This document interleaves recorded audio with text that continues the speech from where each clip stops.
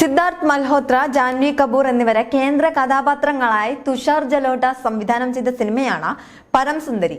റിലീസിന് മുന്നേ തന്നെ വാർത്തകളിൽ ഇടം നേടിയ ചിത്രമായിരുന്നു പരം സുന്ദരി. ചിത്രത്തിലെ മലയാള ഡയലോഗുകൾക്കും ജാൻവിയുടെ കഥാപാത്രത്തിനും ഒരുപാടധികം ട്രോളുകൾ വന്നിരുന്നു. പ്രത്യേകിച്ച് നമ്മുടെ കേരളത്തിൽ ഇത് വലിയ വിവാദങ്ങളാണ് സൃഷ്ടിച്ചത്. തിയേറ്ററിലെത്തിയപ്പോഴേക്കും പ്രതീക്ഷിച്ച വിജയമൊന്നുമല്ല സിനിമയ്ക്ക് ലഭിച്ചത്. ഇപ്പോഴിതാ സിനിമയുടെ OTT റിലീസ് സംബന്ധിച്ച വിവരങ്ങളാണ് പുറത്തു വരുന്നത്. ഓഗസ്റ്റ് 29-ന് റിലീസ് ചെയ്ത ചിത്രം ആമസോൺ പ്രൈം വീഡിയോയിലൂടെ ഒക്ടോബർ 24-ന് സ്ട്രീമിംഗ് ആരംഭിക്കുമെന്നാണ് പുതിയ റിപ്പോർട്ടുകൾ പറയുന്നത്. ചിത്രത്തിൽ സിദ്ധാർത്ഥ നോർത്ത് ഇന്ത്യനായും ജാൻവി മലയാളിയുമായിട്ടാണ് എത്തുന്നത്. പരം എന്ന കഥാപാത്രവുമായി സിദ്ധാർത്ഥ് എത്തുമ്പോൾ സുന്ദരിയായിട്ടാണ് ജാൻവി എത്തുന്നത്. ട്രെയിലറിൽ ജാൻവി സ്വന്തം പേര് പറയുന്ന ഡയലോഗുകളൊന്നും വ്യക്തമല്ലെന്നും ഒരു മലയാളിയായി നടിയെ സങ്കല്പിക്കാൻ കഴിയുന്നില്ലെന്നും ഇതൊരു സ്റ്റീരിയോ ടൈപ്പ് ആണെന്നുമായിരുന്നു കമന്റുകൾ.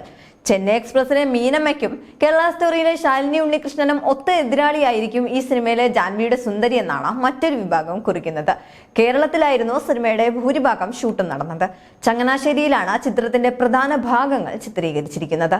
കേരളത്തിലെ ഷൂട്ടിംഗ് സെറ്റിൽ നിന്നുള്ള സിദ്ധാർത്ഥിന്റെയും ജാൻവിയുടെയും ചിത്രങ്ങൾ നേരത്തെ തന്നെ വൈറലായിരുന്നു.